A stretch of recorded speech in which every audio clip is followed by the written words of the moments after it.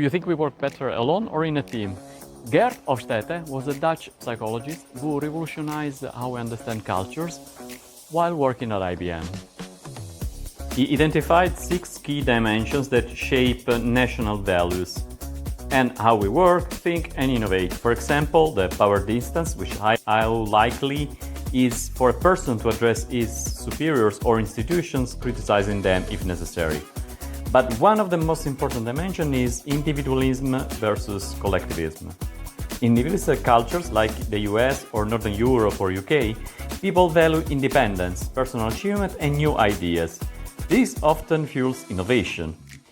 In collective cultures, like many parts of Asia, Africa, Southern Europe, people prioritize group harmony, traditional loyalty, and so on.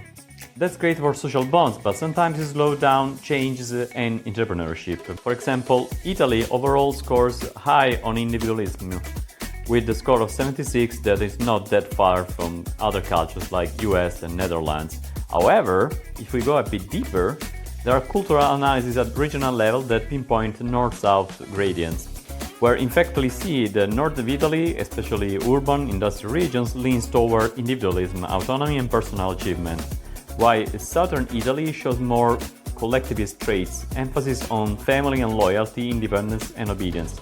In fact, this score that you get at overall level, it's actually a bit biased because it means that there is a very higher score in the north and very lower score in the south, which is like flattened a bit. In southern Italy, for example, tight-knit family and community structures foster strong support, but they might resist disruptive ideas and startups.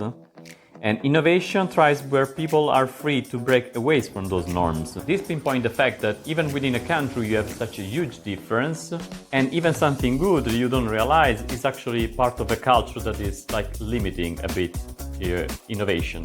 Next time you complain about your culture not being that open-minded about innovation, realize it might be because they prioritize community or family or other values.